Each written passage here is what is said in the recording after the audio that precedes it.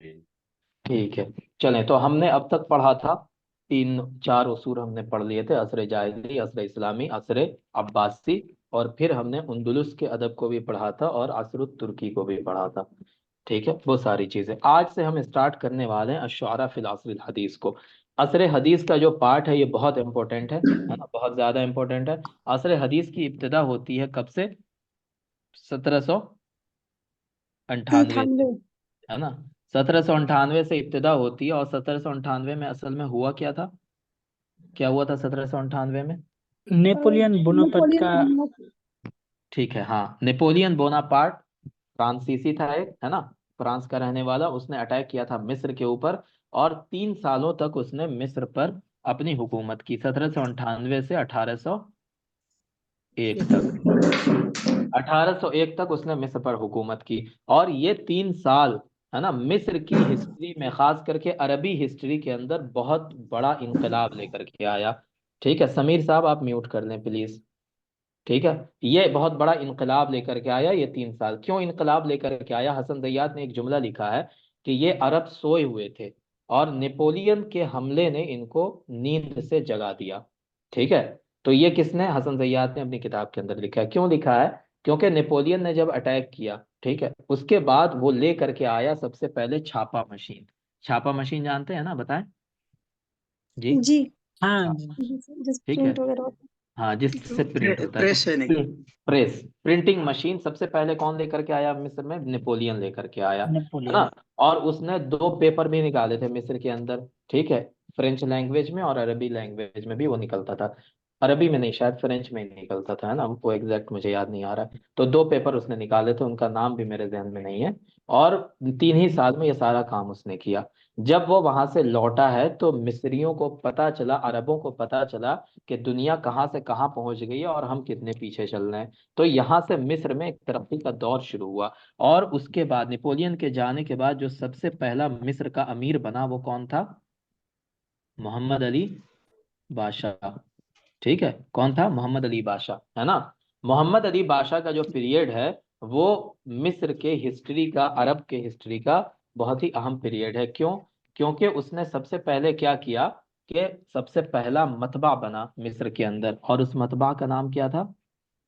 मतबातु बोलाक। क्या नाम था उसका?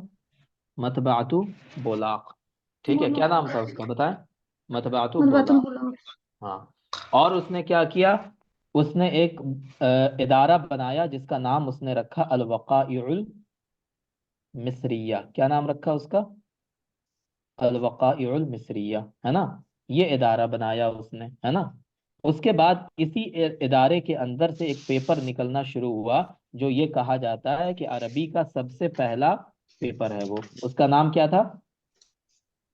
यही नाम था, अल वक़ाए, है ना।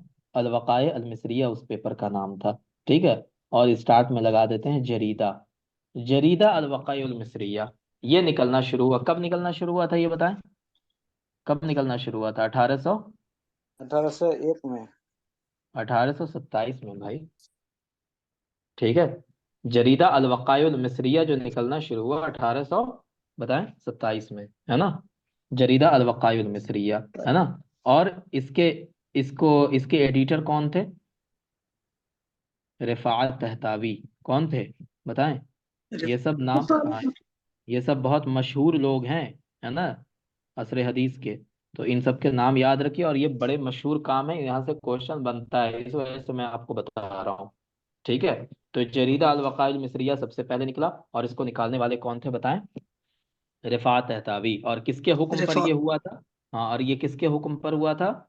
मोहम्मद अली पाशा के हुक्म पर। किसके हुक्म पर हुआ था? मोहम्मद अली मोहम्मद पाशा अली के। मोहम्मद। ये सरकारी न्यूज़पेपर था, ठीक है। ये सरकारी न्यूज़पेपर था वहां का, है ना जी।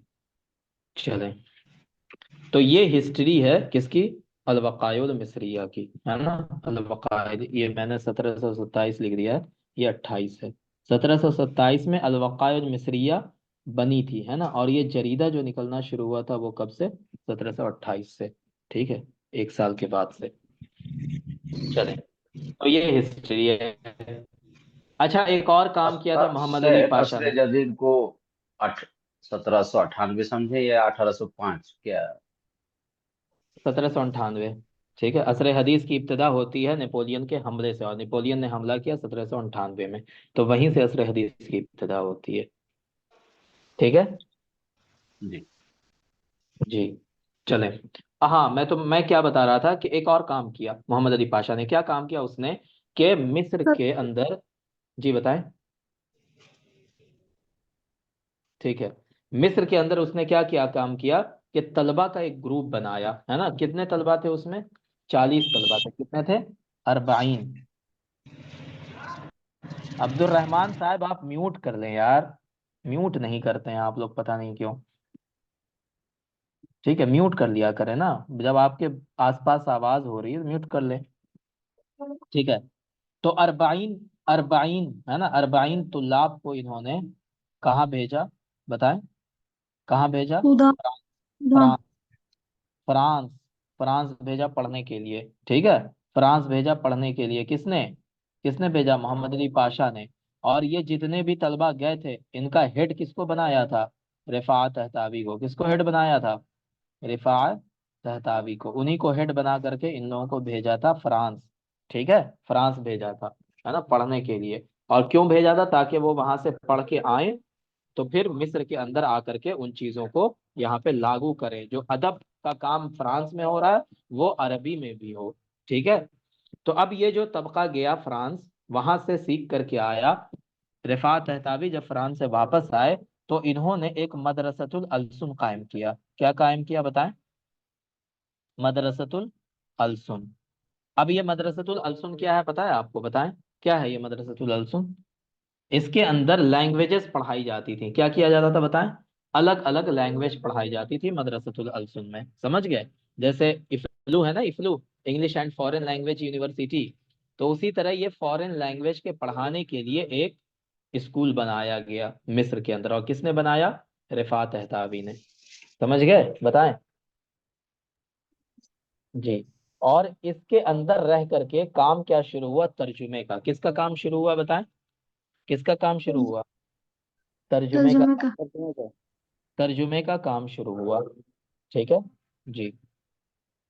चलें, तर्जुमे का काम शुरू हुआ, और वहां से फिर किताबों का ट्रांसलेशन शुरू हुआ। जो फ्रेंच में किताबें लिखी हुई थी, वो फ्रांसीसी लैंग्वेज उन लोगों को आती थी, क्योंकि फ्रांस से पढ़ के आए थे।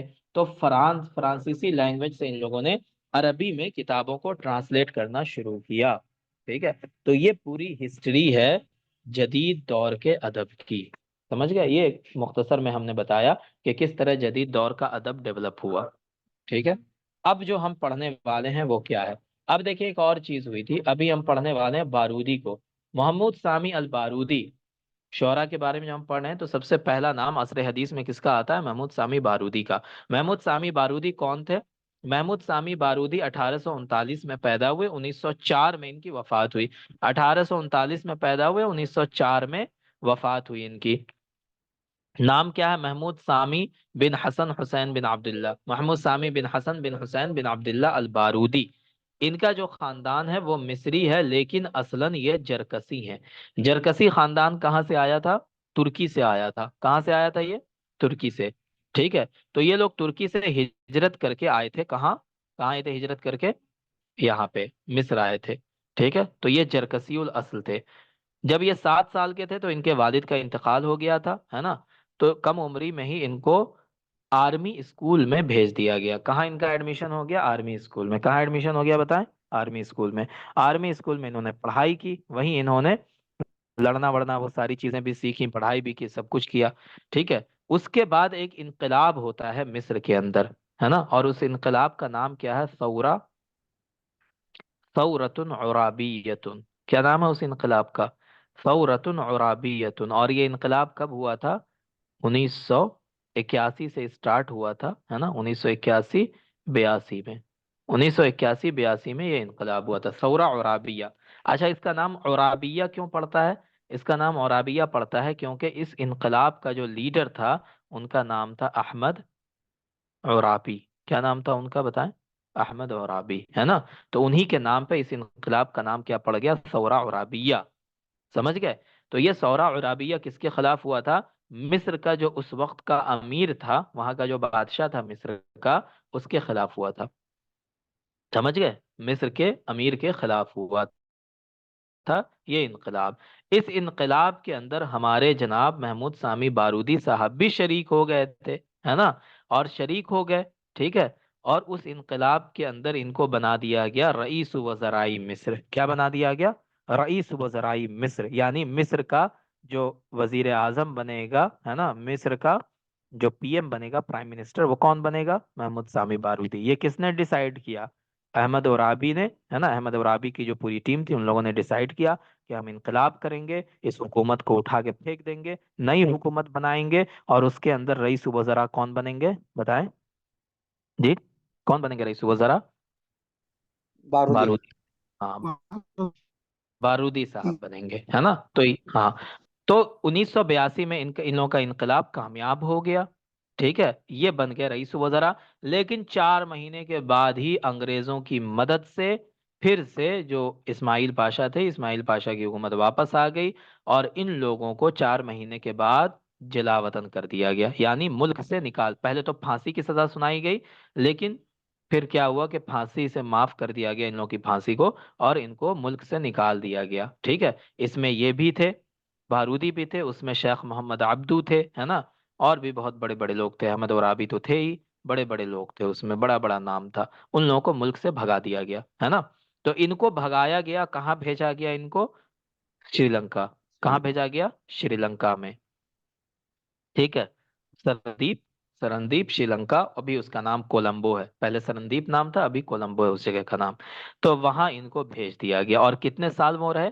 1982 में भेजा गया, और वहां से 1899 में वापस आए। तकरीबन 17 साल, 17 साल ये कहाँ रहे? सरनदीप में, श्रीलंका के अंदर, ठीक है। और इन 17 सालों के दरमियान में इन्होंने वहां पे अंग्रेजी जबान सीखी। तो ये भी क्वेश्चन में कभी कभी आता है कि इन्होंने इंग्लिश कहाँ सीखी है। तो इंग्लिश कहाँ सीखी इन्होंने? जब ये जलावतन कर दिए गए थे और श्रीलंका में थे, सरनदीप में, तो वहीं इन्होंने क्या सीखी? इंग्लिश सीखी। और इंग्लिश क्यों सीखी थी? ताकि वहां के लोगों को इस्लाम की दावत दे सकें, ठीक है। तो ये ऐसे लोग थे कि जहां भी रहते थे, है ना, जेल में भी रहे, कहीं इनको बंद कर दिया गया, तो वहां भी अपने काम को इन्होंने नहीं छोड़ा, ठीक है। तो इन्होंने वहां पे इंग्लिश जबान सीखी। चले, फिर ये 1899 में वापस आए, मिस्र वापस आए। लेकिन उसके बाद इन्होंने कभी भी किसी पॉलिटिकल, है ना, किसी भी पॉलिटिक्स के अंदर हिस्सा नहीं लिया। बिल्कुल ये अदब की दुनिया में चले गए, सिर्फ लिखते थे, शायरी करते थे, यही सारी चीजें करते करते 1904 में इनका इंतकाल हो गया, ठीक है। तो ये कौन थे? महमूद सामी अल बारूदी, है ना। तो ये शायर थे, बहुत बड़े शायर थे, रईस वज़राए मिस्र हैं, ठीक है। हुआ राइदु मदरसतुल बास वल इह्या फी शेरिल अरबी अल हदीस। इनको क्या कहा जाता है? मदरसतुल बास वल इह्या, शेर अरबी हदीस में इनको मदरसतुल बास वल इह्या का राइद कहा जाता है। राइद का मतलब क्या होता है? पाइनर, मतलब सबसे अहम आदमी, सबसे इंपॉर्टेंट आदमी कौन है? महमूद सामी बारूदी। अच्छा, मदरसतुल बास वल इह्या है क्या? देखें, अल बास वल इह्या का मतलब होता है किसी चीज को दोबारा जिंदा करना, है ना। तो असर हदीस में अरबी शायरी को दोबारा जिंदा किया गया। कैसे जिंदा किया गया? जो असर अब्बासी खत्म हुआ, है ना, असर तुर्की आया, मतलब असर उस्मानी, उस्मानी दौर में शायरी और अदब की तरफ बहुत ज्यादा तवज्जो नहीं दी गई, ठीक है। तो जो उस जमाने की शायरी, कुछ बड़े शायर भी हुए उस दौर में भी, लेकिन ज्यादातर शायरी जो हो रही थी वो बहुत उम्दा शायरी नहीं थी, बहुत अच्छी शायरी नहीं हो रही थी। और अरबी के अंदर बहुत सारे अजमी अल्फाज घुस गए थे, ठीक है। तुर्की अल्फाज, है ना, यूरोपियन अल्फाज, फारसी के अल्फाज, बहुत सारे अरबी के अंदर घुस गए थे, जिससे अरबी का जो असल रूह थी अरबी की, वो धीरे धीरे कमजोर होने लगी थी, है ना। तो फिर एक दौर आता है असर हदीस, जब उस्मानी हुकूमत खत्म हो जाती है ना। और महमूद सामी बारूदी, ये लोग जैसे लोग थे उस जमाने में, तो इन लोगों ने क्या सोचा कि जो अरबी का के अशार उस जमाने में हो रहे थे, यानी असर अब्बासी में, मुतनब्बी के दौर में, अबू तम्माम के दौर में, ठीक है, और उससे पीछे चले जाएं, असर उमवी में जैसी शायरी हो रही थी, वैसी शायरी हम फिर से दोबारा जिंदा करें, ठीक है, दोबारा से वैसी ही शायरी हम करें। इसी वजह से इन्होंने जो उस्लूब इख्तियार किया शायरी करने का, वो कैसा उस्लूब इख्तियार किया? असर कदीम का उसलूब, यानी असर अब्बासी का, असर उमवी का, ज्यादातर असर अब्बासी का उसलूब इन लोगों ने इख्तियार किया, है ना। तो इन लोगों को क्या कहा जाता है? मदरसतुल बास वल इह्या। क्या कहा जाता है इसको? मदरसतुल बास वल इह्या। यानी इन्होंने क्या कोशिश की कि अरबी शायरी को पुराने दौर में ले जा करके दोबारा से रिवाइव किया जाए, जिंदा किया जाए। ठीक है, समझ गया मदरसतुल बास वल इह्या का मतलब जी। चलें, अब देखें मदरसतुल बास वल इह्या के और क्या क्या नाम। ऐसा मैं ये बातें आपको ऐसे ही नहीं बता रहा हूँ, ये क्वेश्चन में आता है। मदरसतुल बास वल इह्या का और क्या क्या नाम है? मदरसतुल मुहाफिजीन। ठीक है, क्या नाम है? इसको लिख लीजिएगा कहीं पे आप लोग। मदरसतुल मुहाफिजीन, है ना। और क्या नाम है? मदरसतुल इत्तबाइया। क्लासिकिया। मैं बता रहा हूँ, वो भी बता रहा हूँ। मदरसतुल क्लासिकिया। और क्या नाम है? मदरसतुल इत्तबाइया, है ना। ठीक है, तो ये सब नाम है इसके, मदरसतुल बासवलिया, मदरसतुल मुहाफिजीन, मदरसतुल क्लासिकिया, मदरसतुल इत्तबाइया। ये सब नाम है किसके? एक ही चीज के नाम है, अलग अलग नाम है। ठीक है, चले। तो ये सब पुराने पीरियड की जो शायरी थी उसी उस्लूब को इख्तियार करना चाहते थे, उसी उस्लूब में, उसी अंदाज में शायरी करना चाहते थे, इसी वजह से इनको ये नाम दिया गया, है ना। तो महमूद सामी बारूदी जो थे, वो मदरसतुल मुहाफिजीन कह लें, मदरसतुल बासवलिया कह लें, मदरसतुल क्लासिकिया कह लें, मदरसतुल इत्तबाइया कह लें, इन सब के रायद थे। रायद मतलब क्या होते? इनके बहुत इंपॉर्टेंट पर्सन थे, है ना, अहम लोगों में से थे। इनको राइद शेरिल अरबी अल हदीस भी कहा जाता है, राइद शेरिल मुहाफिजीन भी कहा जाता है, रब्बुस सैफी वल कलम भी कहा जाता है। ये इनका बहुत इंपॉर्टेंट लक़ब है। क्या है? रब्बुस सैफी वल कलम। शायर थे तो ये कलम के भी आदमी थे, और ये खुद एक जंगजू आदमी थे, आर्मी मैन थे, तो ये रब्बुस सैफ भी थे। इन्होंने जंग भी लड़ी, तो ये रब्बुस सैफ भी थे और रब्बुल कलम भी थे। दोनों सलाहियत इनके अंदर मौजूद थी। ठीक है, चले।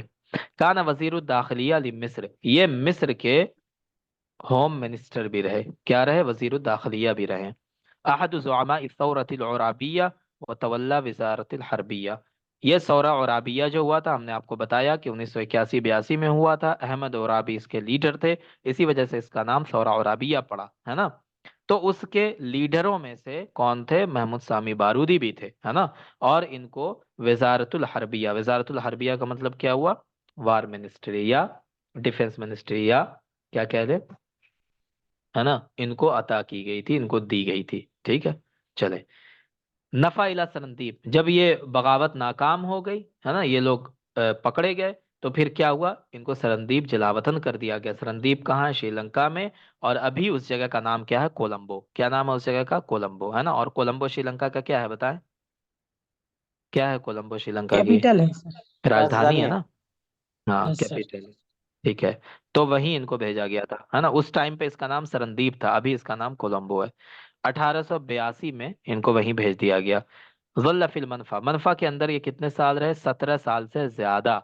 मिस्र ये लौट कर आए 1899 में।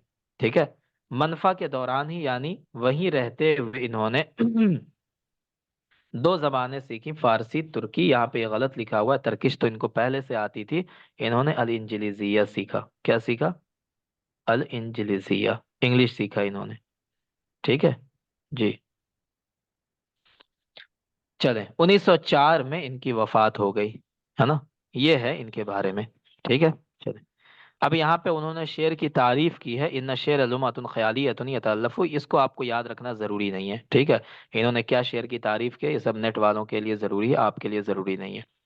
इनके कसायद में से जो मशहूर कसायद है, उनशुदुल औदा है, इलल्लाहि अशकु फी रिसाई उम्मी, ये सब इनके मशहूर कसायद हैं।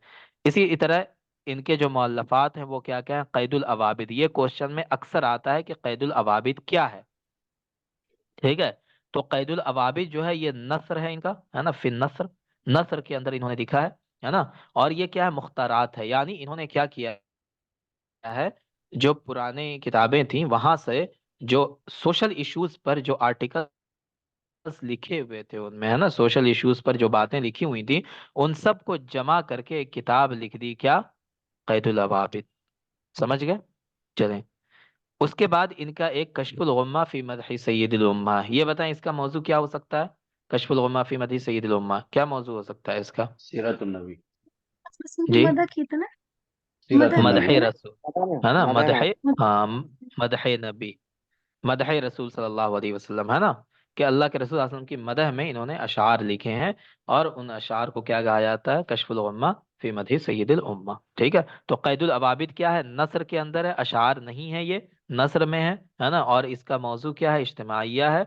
और ये मुख्तारात है, यानी इनके अपने मौजुआत नहीं, अपने मजामीन नहीं है उसके अंदर, बल्कि इन्होंने अलग अलग जगहों से छांट करके उसके अंदर जमा किया है। ठीक है, चलें। तो बस यही है, कौन? महमूद सामी बारूदी साहब। ठीक है, चलें। देखें, एक और नाम है इस्माइल सबरी। इस्माइल सबरी 1854 से 1923, 1854 में पैदा हुए, 1923 में इनकी वफात हुई। अहदु शुअराइल इह्या वल बास फी तारीख शेरिल अरबी अल हदीस। ये भी किसमें से हैं? शुअराउल इह्या वल बास में, यानी महमूद सामी बारूदी वाली लिस्ट में। तो देखें, शुअराउल इह्या वल बास में महमूद सामी बारूदी हैं, इस्माइल सबरी हैं, इसके अलावा अहमद शौकी हैं, है ना, अहमद शौकी हैं, और कौन है? हाफिज इब्राहिम है। हाफिज ठीक है, इब्राहिम। हाफिज इब्राहिम। ये सब इसी के, हाँ, ये सब इसी के अंदर आते हैं। किसमें? मदरसतुल इह्या वल बास कह ले, मदरसतुल मुहाफिजीन कह ले इनको, मदरसतुल क्लासिकिया कह ले, मदरसतुल अतबाइया कह ले, जो भी कह ले। ठीक है, ये चारों नाम इनको दिए जाते हैं, ये सब इसी में आते हैं। क्या कह रहे हैं? ठीक है, अब देखें इस्माइल सबरी। नहीं, खलील मुतरान का मामला थोड़ा सा अलग है, वो मैं बताऊंगा आपको। ठीक है, अब यहाँ पे देखें, इस्माइल सबरी साहब जो हैं, इनको शेखुश शुअरा कहा जाता है। मैंने जो ये नाम आपको बताया वो इसी वजह से, ताकि आपको पता हो कि शेखुश शुअरा किसका लक़ब है ना। अमीरुश शुअरा आपको पता है, अहमद शौकी का लक़ब है। लेकिन शेखुश शुअरा कौन है? इस्माइल सबरी साहब। शेखुश शुअरा कौन है बताएं? इस्माइल सबरी। ठीक है, चले। और इनके बारे में कुछ ना भी याद रखें तो चलेगा, बस ये याद रखिएगा कि इनका लक़ब शेखुश शुअरा है। एक और बड़ा इंपॉर्टेंट नाम है जमील सदकी जहाबी। जमील सदकी साहब 1863 में पैदा हुए, 1936 में माने नहीं चले गए। ठीक है, 1863 से 1936। जमील सदकी बिन मोहम्मद फैजी इनका नाम है, जमील सदकी बिन मोहम्मद फैजी, है ना। चले, असर हदीस के बड़े शुअरा में से हैं। वराइद मिन रुवाद तफकीर अल इल्मी व नहज अल फलसफी, और फलसफी हैं ये। क्या है? फलसफी। ठीक है, इनका इनका इंपॉर्टेंस क्या है? दाफ़ा ज़हाफ़ी अन हुक़ूक़िल मरा व तालिबहा बितर्किल हिजाब। के ज़हावी जो थे, जमील सदकी ज़हावी, उन्होंने औरतों के हुकूक के लिए लड़ाई लड़नी शुरू की, और ये मुतालबा किया कि औरतों का हिजाब निकल जाना चाहिए, औरतें हिजाब में नहीं रहनी चाहिए। ठीक है, अब देखें, यहाँ पे एक चीज मैं आपको बताऊंगा, इसको आप नोट कर लीजिएगा। मिस्र के अंदर एक मूवमेंट खड़ा हुआ, उस मूवमेंट को कहते हैं हरकतु तहरीरिन निसा। क्या कहते हैं उसको? हरकतु तहरीरिन निसा, या हरकतु हुकूकिल मरआ। समझ गए? ये मूवमेंट खड़ा हुआ। इस मूवमेंट का मेन जो आदमी था जिसने ये मूवमेंट खड़ा किया, उसका नाम क्या था? कासिम अमीन। क्या नाम था उसका? बताएं, बताएं, क्या नाम था जी? कासिम अमीन नाम था, है ना जी। तो ये मूवमेंट जो खड़ा हुआ, इसका मकसद क्या था? ये लोग सब आए थे यूरोप से पढ़ करके, है ना। तो इन लोगों ने एक मूवमेंट खड़ा किया कि जो मिस्र के अंदर मुसलमान औरतें हैं वो बुर्के में रहती हैं, हिजाब में रहती हैं, और ये चीज उनकी आज़ादी को रोकती है। ठीक है, तो जो फेमिनिज्म मूवमेंट है, इसको इंग्लिश में फेमिनिज्म कहा जाता है ना। तो ये इन लोगों ने शुरू किया अरब के अंदर, है ना। तो उसमें कासिम अमीन मेन लीडर थे, और जहावी वगैरह सब उनके सपोर्ट में थे, ये लोग उनके साथ थे। समझ गए? तो ये हुआ था कहाँ पे? मिस्र के अंदर। और वहां से फिर पूरे अरब में ये फैल गया। चले, तो जहावी साहब जो हैं, इन्होंने भी उनका साथ दिया। इनका एक दीवान है, शेरी दीवान, जिसका नाम है अल फज्र सादिक। क्या नाम है उसका? अल फज्र सादिक। अच्छा, आप में से भी कोई ये समझते हैं कि ये जो पर्दा है या बुर्का है या हिजाब है, ये औरतों को तरक्की से रोक देता है? बताएं, नहीं सर, बिल्कुल ऐसा बिल्कुल है भी नहीं क्या? सर। नहीं नहीं, नहीं। बिल्कुल भी नहीं।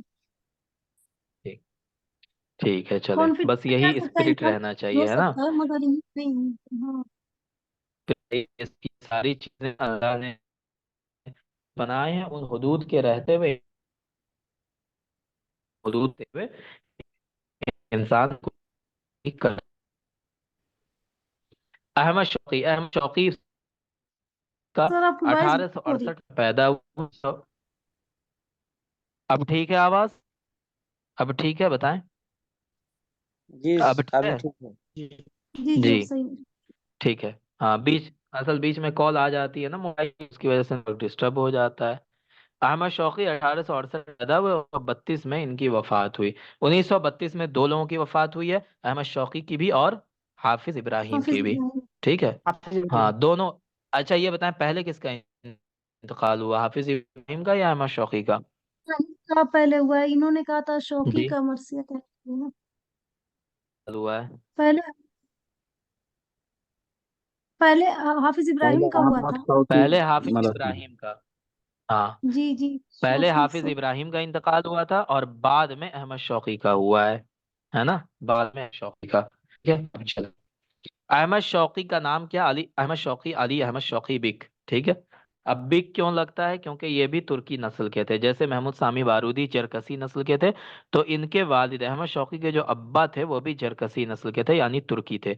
और इनकी माँ जो थी वो भी तर्किश थी, लेकिन यूनानी नस्ल की थी। अब इतना आपको याद रखने की जरूरत नहीं है, बस याद रखिएगा महमूद सामी बारूदी के बारे में, चूंकि ये क्वेश्चन बहुत बार बन चुका है, कि वो जरकसीउल असल थे, है ना, और अहमद शौकी भी जरकसीउल असल थे।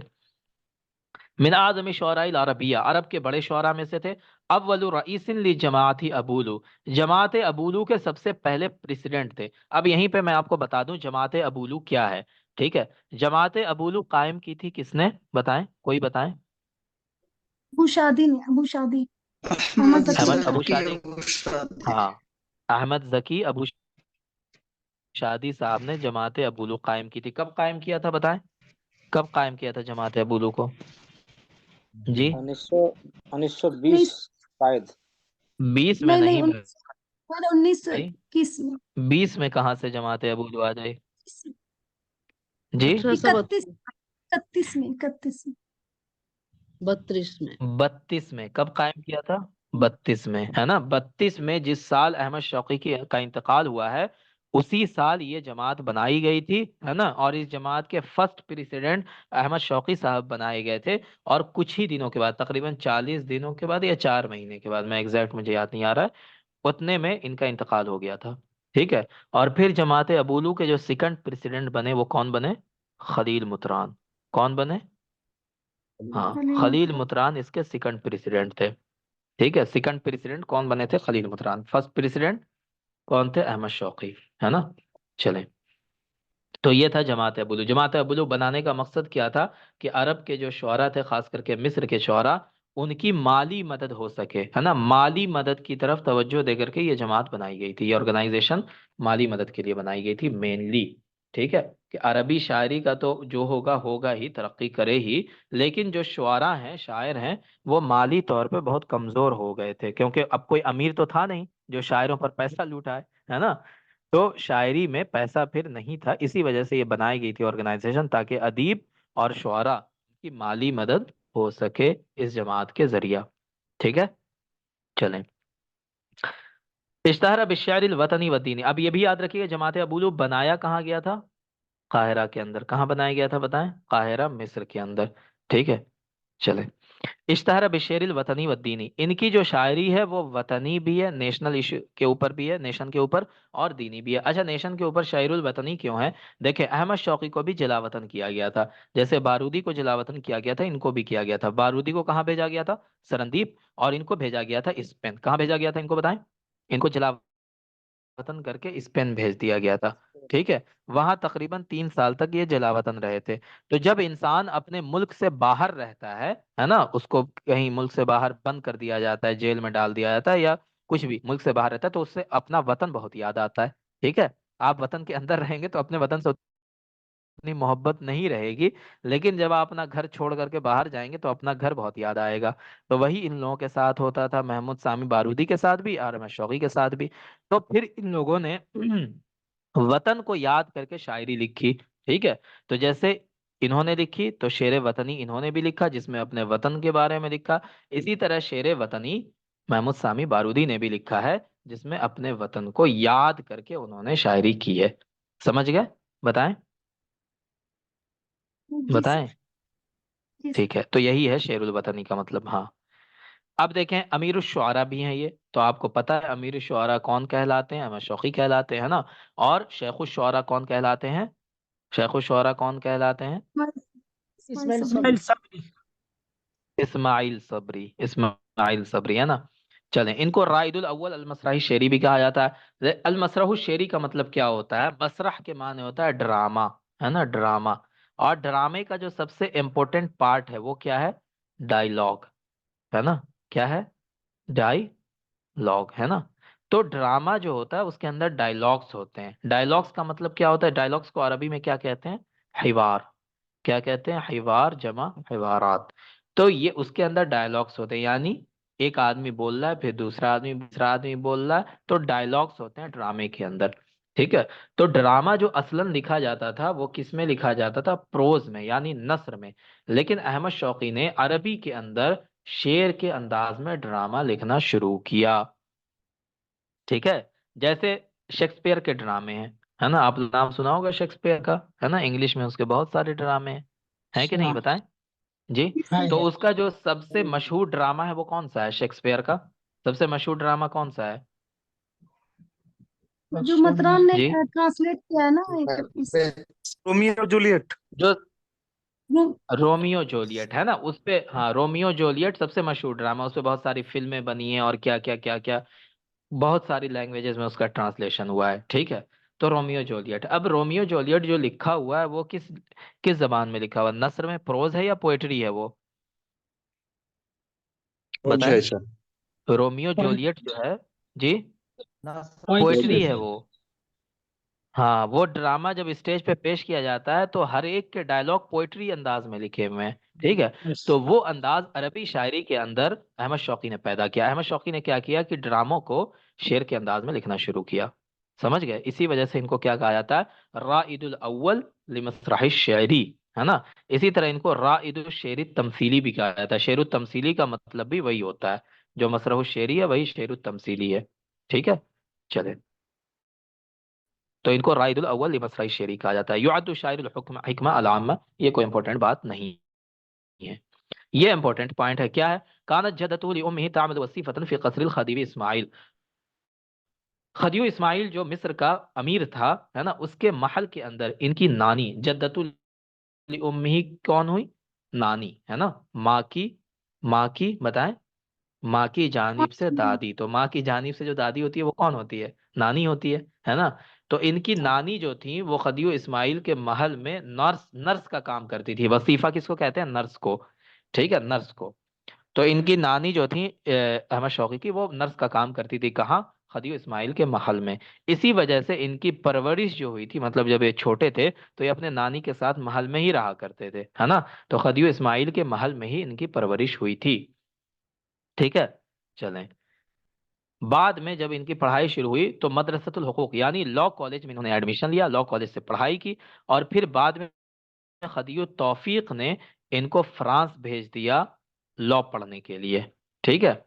तो महल से इनका ताल्लुक था। तो तौफीक जब अमीर थे, उस वक्त के बादशाह थे, मिस्र के अमीर थे, उन्होंने क्या किया, इनको लॉ पढ़ने के लिए कहाँ भेज दिया? फ्रांस भेज दिया, है ना। चले, अच्छा, अब ये देखें महल में ये कितने साल रहे? 20 साल रहे। 20 साल अपनी नानी के साथ खदीव इस्माइल के महल में ये रहे, है ना। चले, 20 साल ये रहे महल के अंदर। ठीक है।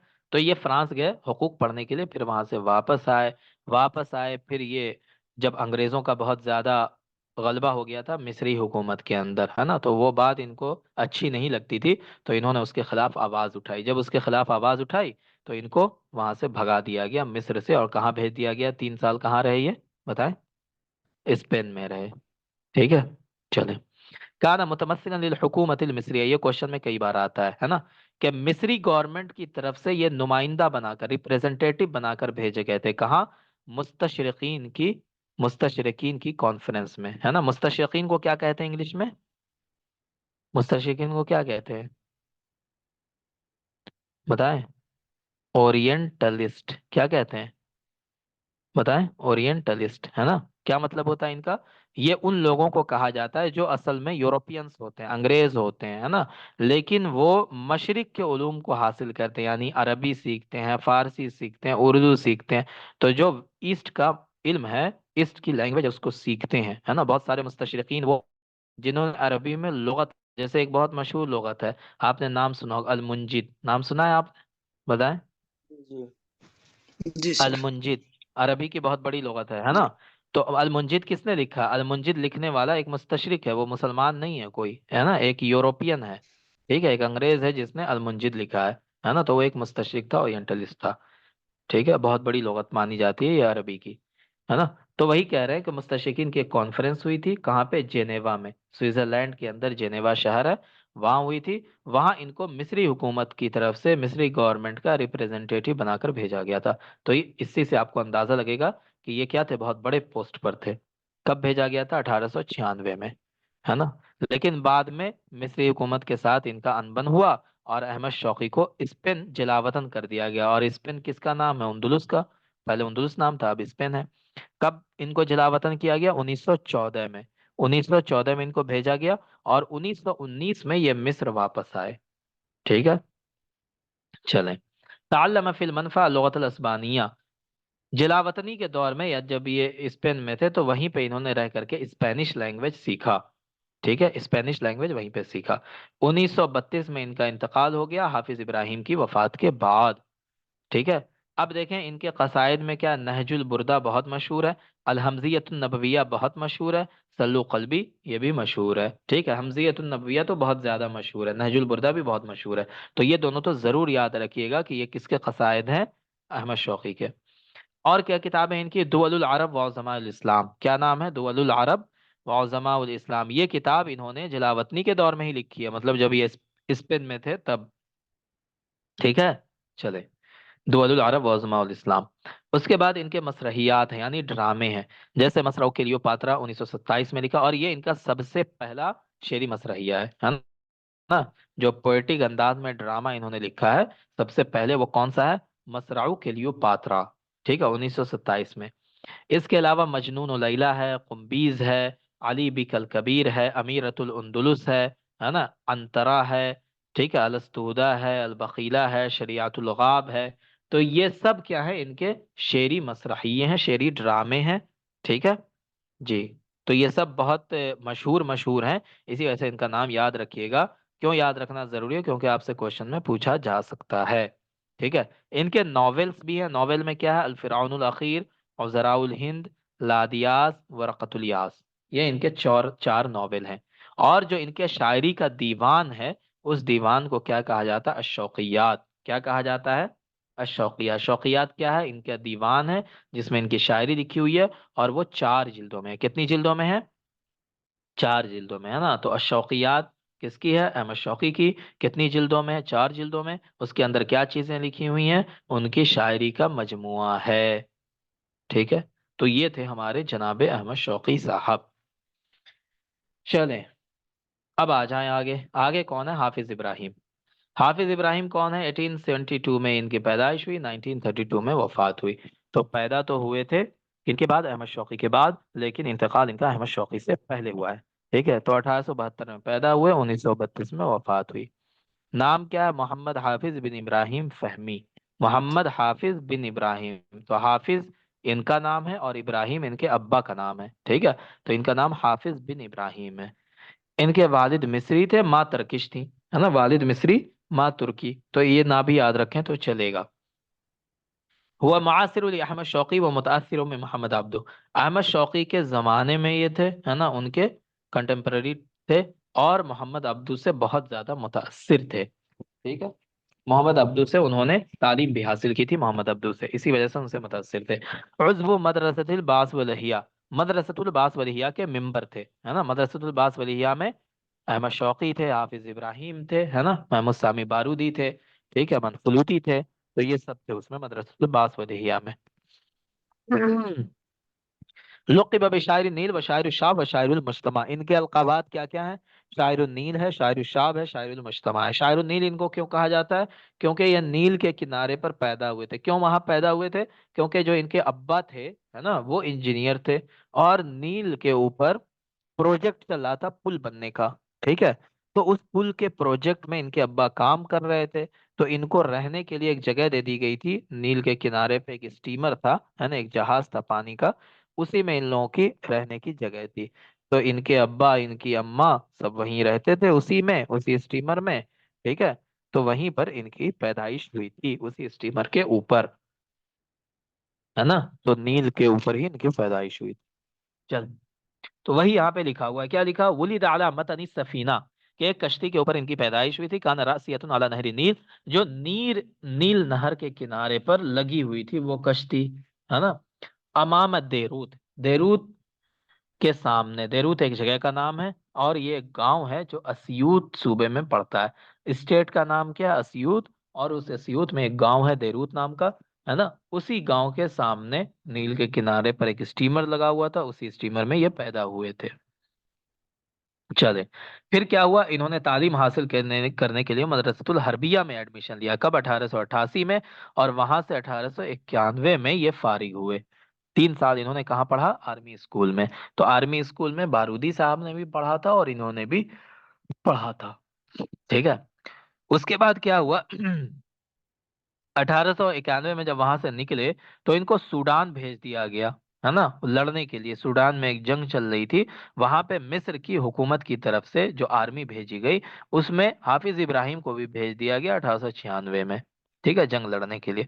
लेकिन वहां पे फिर क्या किया इन लोगों ने, इन लोगों को जंग लड़ने की मतलब मन नहीं था इन लोगों को, तो इन लोगों ने बगावत किया, और वहां पे फौज को छोड़ करके ये मिस्र वापस आ गए। ठीक है, तो ये हुआ था। उय्यन रईसन लिल क़िस्म अल अदबी बिदारिल कुतुब अल मिस्रिया आम 1911। ठीक है। दारुल कुतुब अल मिस्रिया, ये मिस्र के अंदर था दारुल कुतुब अल मिस्रिया, उसका जो अदबी यानी लिटरेचर डिपार्टमेंट था, उसके ये एचओडी बनाए गए, है ना, उसके हेड बनाए गए, कब, 1911 में। इसको आप ना भी याद रखें तो चलेगा, इतना डीप क्वेश्चन आपसे नहीं पूछा जाएगा। ये याद रख सकते हैं आप कि इनका लक़ब बिक पड़ा कब, 1912 में। 1912 में इनका लक़ब क्या पड़ा, बिक, बिक का लक़ब मिला। बिक माना क्या होता है, सरदार। क्या होता है, सरदार। ठीक है, सरदार।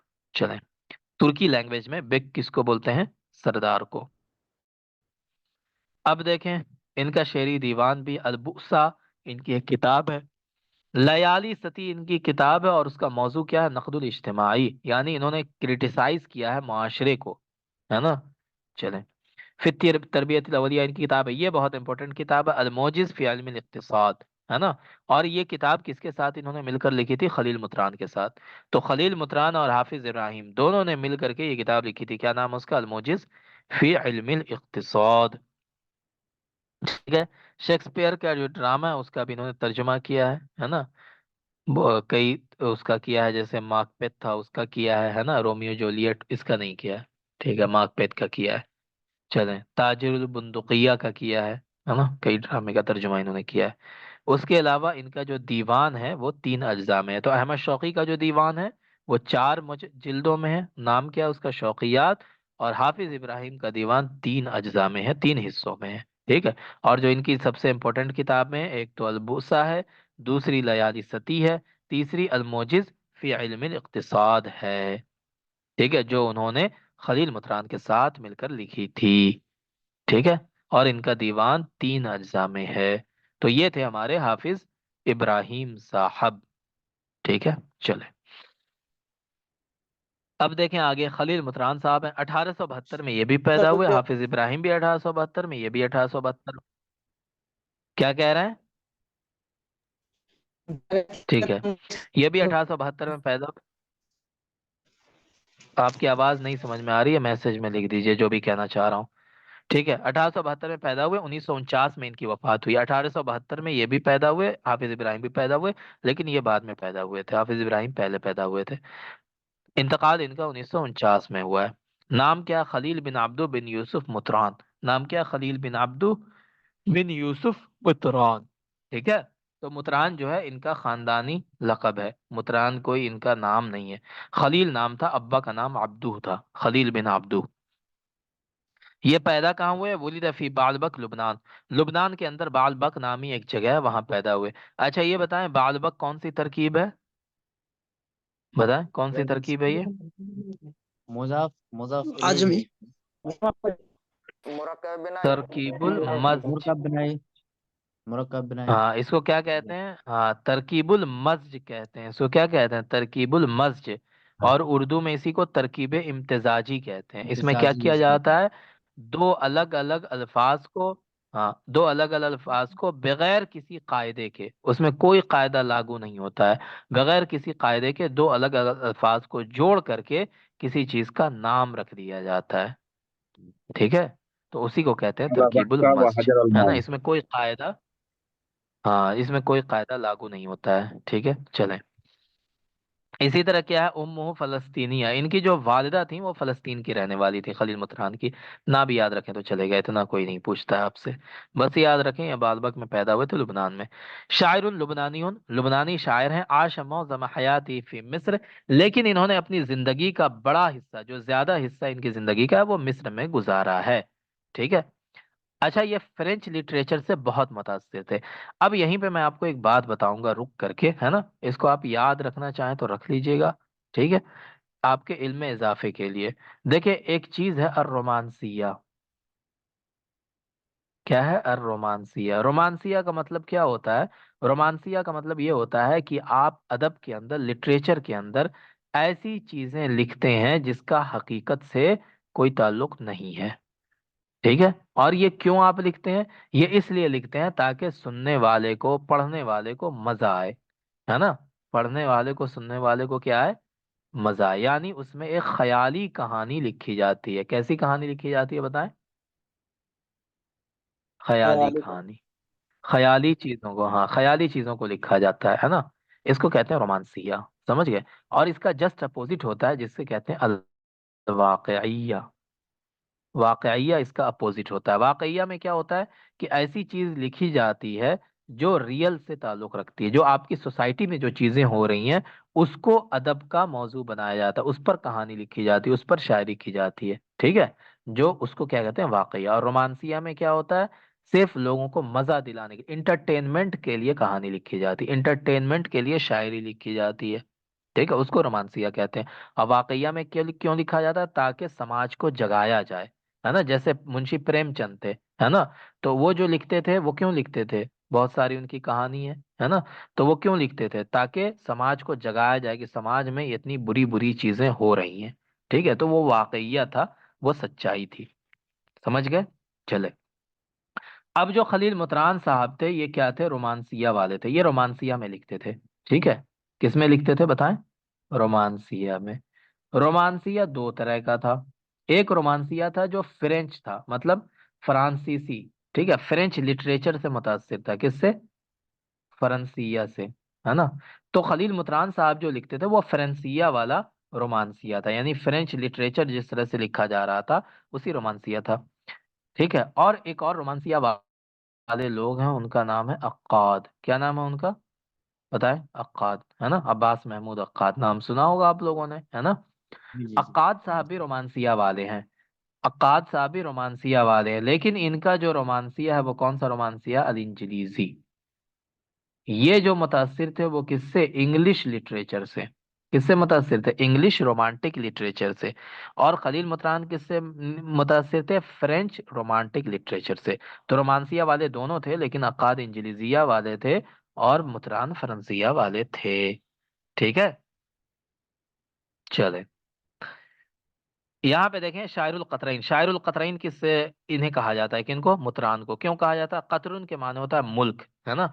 तो ये दो मुल्क के शायर हैं। दो मुल्क कौन है? लुबनान और मिस्र। लुबनान के इसलिए क्योंकि लुबनान में पैदा हुए, और मिस्र के इसलिए क्योंकि इन्होंने जितना भी अपना लिटरेचर लिखा है वो ज्यादातर कहाँ लिखा है? मिस्र में लिखा है। ठीक है, तो इसी वजह से इनको शायरुल कतरैन कहा जाता है। मिस्र में ही जाके रहने लगे थे, वहीं इनका इंतकाल हुआ था।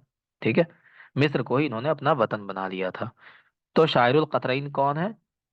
खलील मुतरान। इसी तरह इनको शायरुल अख्तारिल अरबिया भी कहा जाता है, लेकिन किसके बाद? हाफिज और शौकी के बाद। हाफिज शौकी के बाद क्या कहा जाता है इनको? कि ये अरब के जितने ममालिक हैं उसके सबसे बड़े शायर हैं, अरब मुल्कों के बड़े शायर हैं। लेकिन किसके बाद इनका दर्जा आता है? हाफिज और शौकी के बाद। राइदुल हरकत रोमांसिया। रोमांसिया क्या होता है हमने आपको अभी बता दिया है ना, कि उसमें ख्याली कहानी लिखी जाती है जो इंटरटेनमेंट के लिए लोग पढ़ते हैं या सुनते हैं।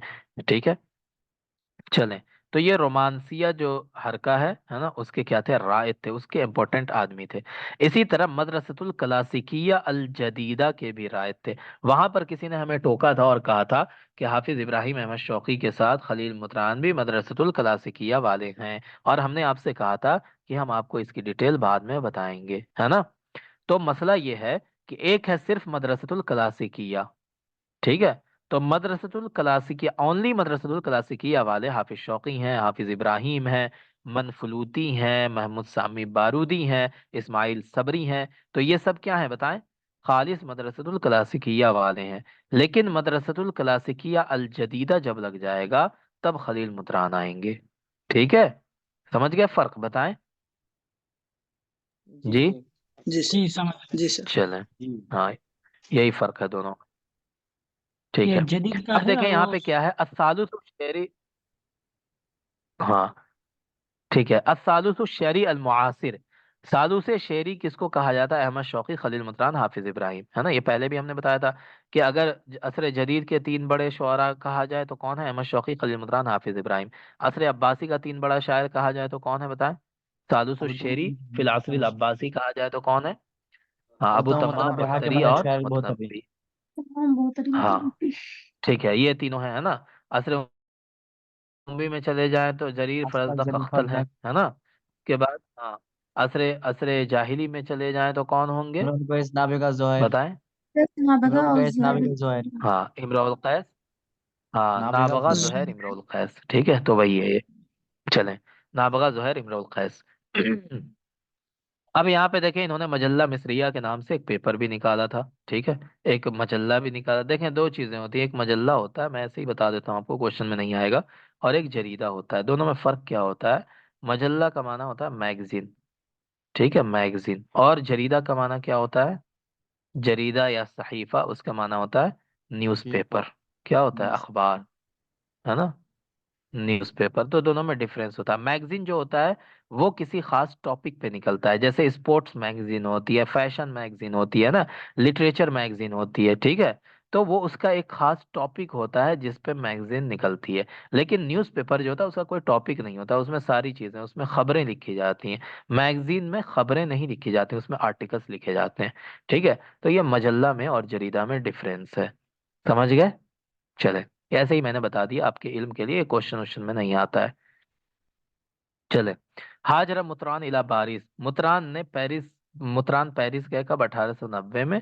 फिर वहां से वापस आए, मिस्र में ही रहने लगे। मिस्र में ही इनका इंतकाल होता है कब, 1749, ये सॉरी 1749 में कह रहा हूँ, कब होता है बताएं, 1949 में, है ना। इनके कसायद में जो मशहूर हैं, अलमसा है, अलसदुल बाकी है, बैन अलकल्बी वद्दमा है, अलमुंतहिर, मौत अजीज, वफा, अलजनीन व शहीद। खलील मुतरान का जो दीवान है वो भी 3 अज्जा में है। तो इनके जो इंपॉर्टेंट है वो मैं बस आपको बताता हूँ, अलमसा याद रखिए, अलसदुल बाकी याद रखिए, ठीक है।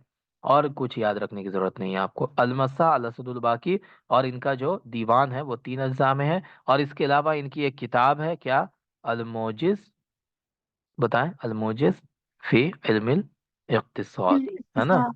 ये किसके साथ मिलकर इन्होंने लिखी है, हाफिज के साथ, किसके साथ हाफिज मिलकर इब्राहिम। लिखी है, हाँ हाफिज साहब के साथ मिलकर लिखी है, ठीक है।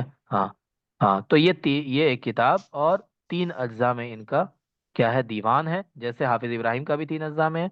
और इनके दो कसीदे जो बहुत मशहूर हैं, एक अलमसा है, अलमसा तो बहुत ज्यादा मशहूर है, और असदुल बाकी, ये दोनों बहुत मशहूर कसीदे हैं इनके, ठीक है। तो ये हो गए हमारे जनाब खलील मुतरान साहब, है ना। चलें, तो आज यहीं तक रहने देते हैं, कल इंशाल्लाह फिर इसके आगे हम लोग पढ़ेंगे, ठीक है। जी। बताएं।